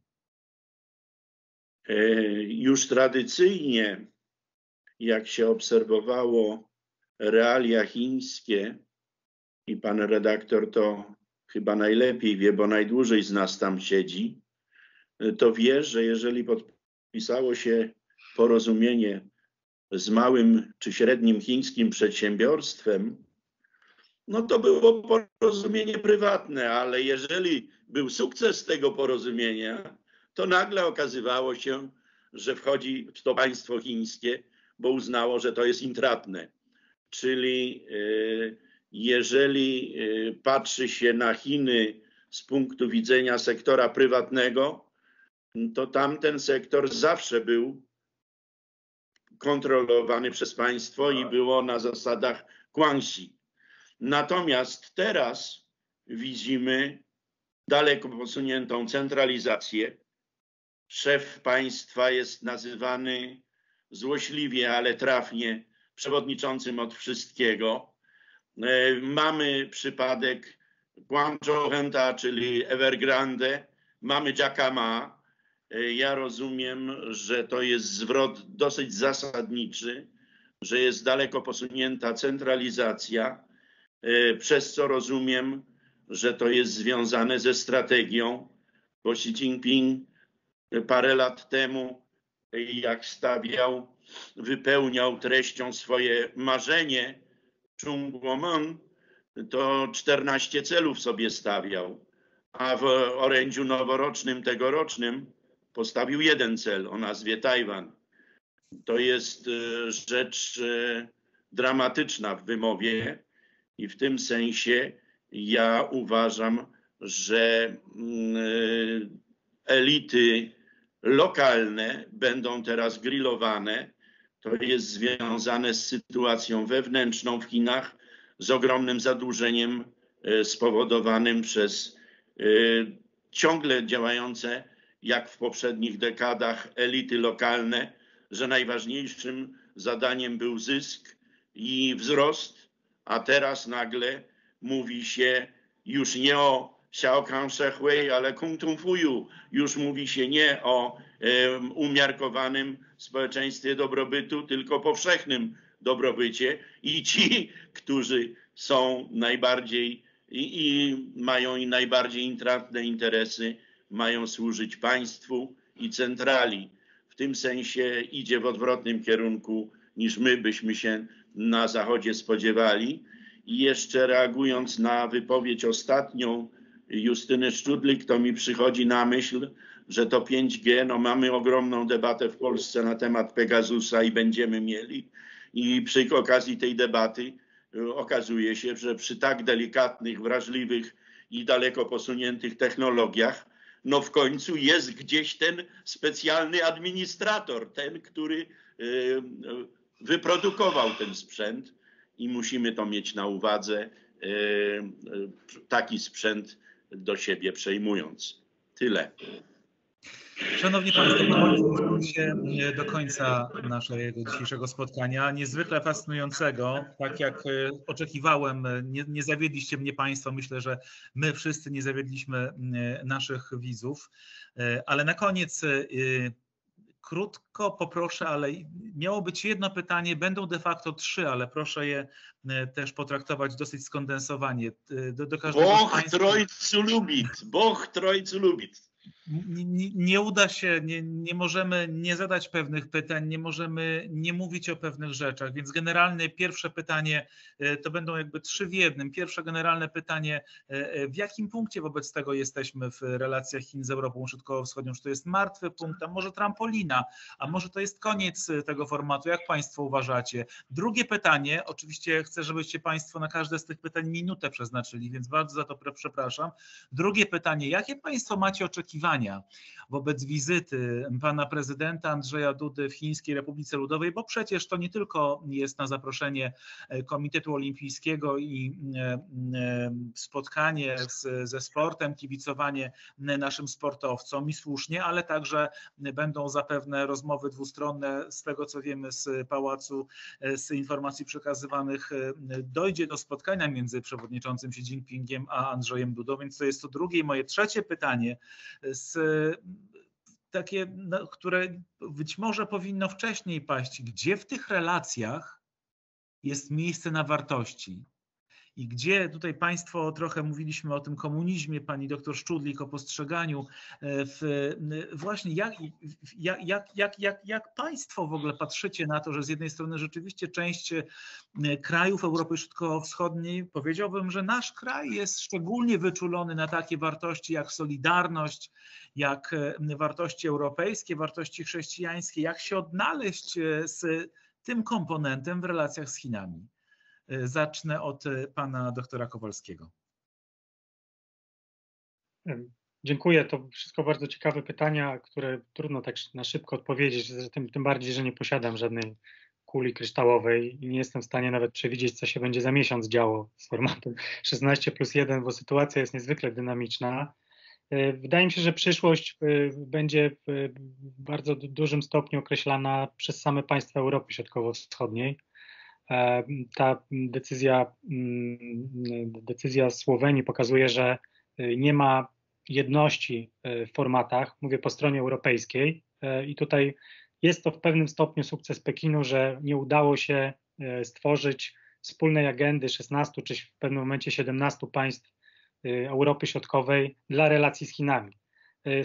Grając, że tak powiem, do jednej bramki i będąc w jednym zespole, z pewnością siła argumentów całej Europy Środkowo-Wschodniej, jeśli zdołałaby wypracować jakieś wspólne stanowisko wobec Chin w ramach formatu, byłaby silniejsza, ale jak rozumiem, nie taka jest intencja też tworzenia formatów wielostronnych, które głównie służą rozwijaniu relacji dwustronnych.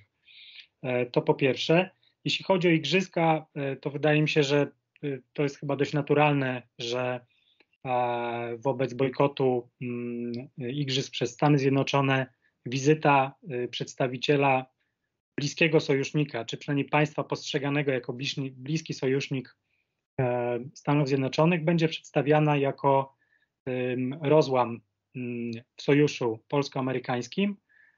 I wydaje mi się, że też należy pamiętać, że całe igrzyska, wydaje mi się, i ta narracja, która jest wokół nich, wydaje mi się, że jest trochę nakierowana na podkreślanie roli Xi Jinpinga przed 20. zjazdem, do ugruntowania jego pozycji politycznej, do pokazania skuteczności Chin, czy modelu chińskiego w walce z pandemią i rozwoju gospodarczego vis-a-vis rozwiązań stosowanych na Zachodzie. Także wydaje mi się, że tak to można, wydaje mi się, wstępnie czytać. A jeśli chodzi o wartości, to ja oczywiście, ta moja uwaga o licytowaniu była jakaś, powiedzmy, trochę cyniczna, ale nie deprecjonuję oczywiście motywacji takich normatywnych czy demokratycznych ze strony Litwy, które były bardzo wyraźnie deklarowane i to nie tylko w tym roku, bo to już w 2019 roku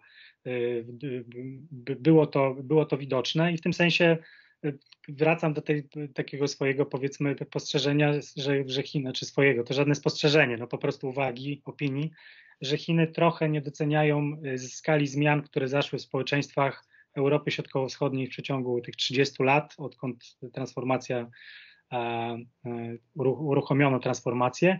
Natomiast oczywiście to się nierówno rozkłada znowu, przede wszystkim na państwa Unii Europejskiej i państwa Bałkanów Zachodnich, które są w zupełnie innej sytuacji, ponieważ jak pokazuje na przykład walka z pandemią, tutaj Chiny były aktywne, a na przykład Unia Europejska była taka, powiedzmy, retroaktywna. I to przełożyło się na ogromny wzrost poparcia czy wizerunku Chin na Bałkanach, ponieważ pokazały się jako partner, który jest w stanie w szybkim czasie udzielić pomocy szczepionkowej, maseczkowej itd., itd. Doktor Justyna Szkudlik. Postaram się krótko na wszystkie 3 pytania. Jeśli chodzi o przyszłość formatu 16+1, to tak mówiąc o samym formacie, na pewno Chiny go nie uśmiercą, chyba że, oczywiście to jest pytanie, nagle wyjdzie kilka państw Europy Środkowej z formatu.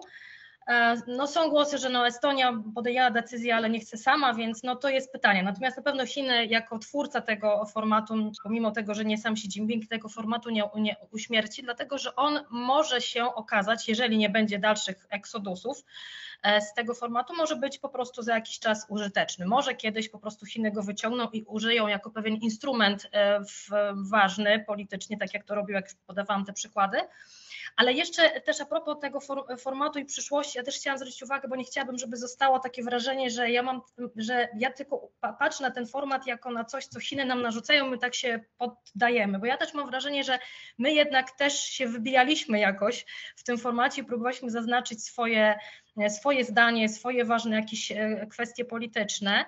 I tak paradoksalnie sam fakt, że na przykład była bardzo niska ranga 6 delegacji na ostatnim szczycie w lutym 2021 roku, no to też jest wykorzystanie przez te 6 państw tego formatu jako instrumentu, pokazanie Chinom, nie podoba nam się to.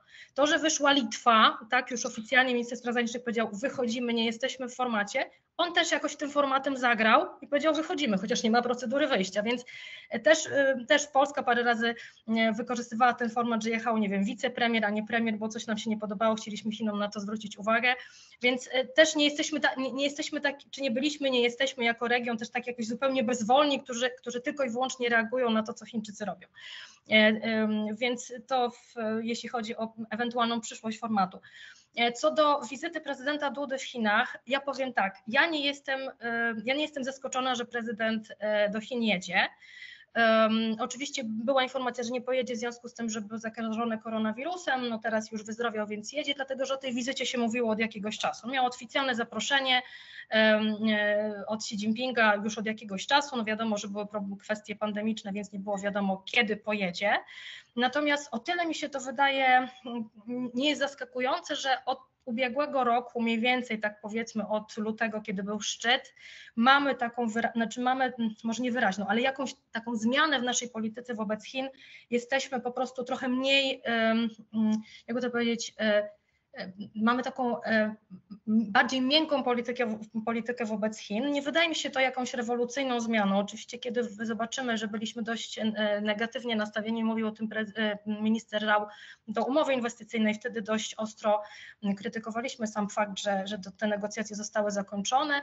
Natomiast jakby się tak spojrzeć szerzej jak nasza polityka zagraniczna w stosunku do Chin wygląda, to tak, jesteśmy w nurcie, tym głównym mainstreamie Unii Europejskiej, popieramy rozwiązania unijne, nawet te takie w ramach tej unijnej polityki twardszej wobec Chin. Sojusz ze Stanami Zjednoczonymi jest ważny. Oczywiście są ostatnio napięcia, ale gdyby tego sojuszu nie skreśla, a jednocześnie chcemy mieć kanały komunikacji z Chinami. I to jest taka ogólna nasza polityka od paru lat. To nie jest jak gdyby nic zaskakującego, więc w tym sensie mnie ta wizyta nie zaskakuje.